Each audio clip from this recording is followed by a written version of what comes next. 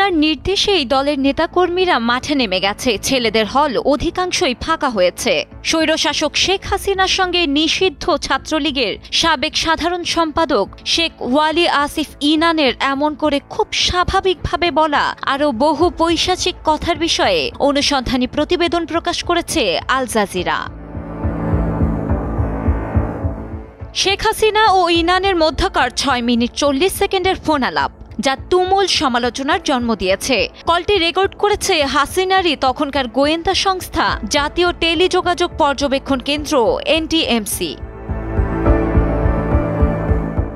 Digital forensic বিশ্লেষণের মাধ্যমে এগুলো যাচাই করে 50 মিনিটের একটি অনুসন্ধানী প্রতিবেদন প্রকাশ করেছে আল জাজিরা, যেখানে প্রকাশ করা হয়েছে শেখ হাসিনা ও ইনানের ফোন আলাপ। আল জাজিরার তথ্যচিত্রে দাবি করা হয় এ সময়ে প্রায় 1400 জন নিহত ও 20,000-এরও বেশি মানুষ আহত হন। এরপর তীব্র সমালোচনার মুখে 5 আগস্ট শেখ হাসিনা গণ অভ্যুত্থানে ভারত পালিয়ে যান।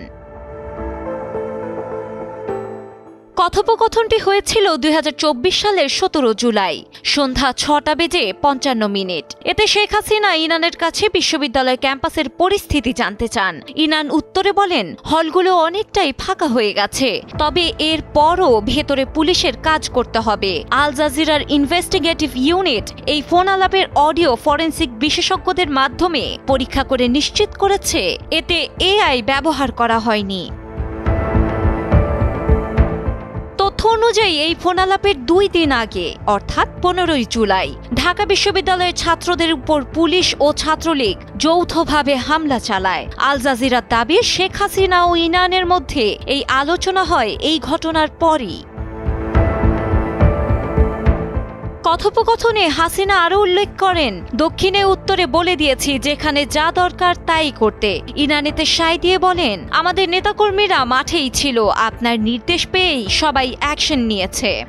আমাদের নেতাকর্মীরা মাঠে ছিল, আপনার নির্দেশনা পাইয়েই সবাই নেমে গেছে।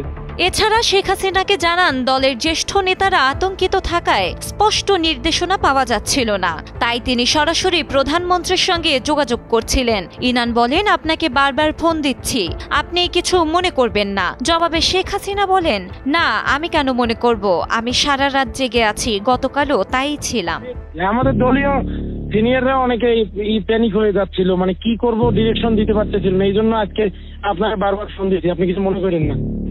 আমি কেন মনে করবো, আমি তো সেদিন সারা রাতই যাই, কালকেও তো দক্ষিণে উত্তরে বলে দিচ্ছি যেখানে যা দরকার আমি তো বলি। 2024 সালের জুলাই মাস, যেখানে ঘরে ঘরে মায়ের আর্তনাদ, সেখানে ছেলেদের হলগুলো খালি হয়ে গেছে বলে শেখ হাসিনাকে ভয়ঙ্কর এই বার্তা দিচ্ছিলেন ইনান। দেশের রাজনৈতিক সংকটের নেপথ্যে নেতৃত্বের ভূমিকা নিয়ে এর আগেও বহু আলোচনা হয়েছে। এবার গুরুত্বপূর্ণ দালিলিক প্রমাণ নিয়ে উপস্থাপন করে রীতিমতো বোম ফাটিয়ে দিয়েছে আল জাজিরা। ডেস্ক রিপোর্ট, সময়ের আলো।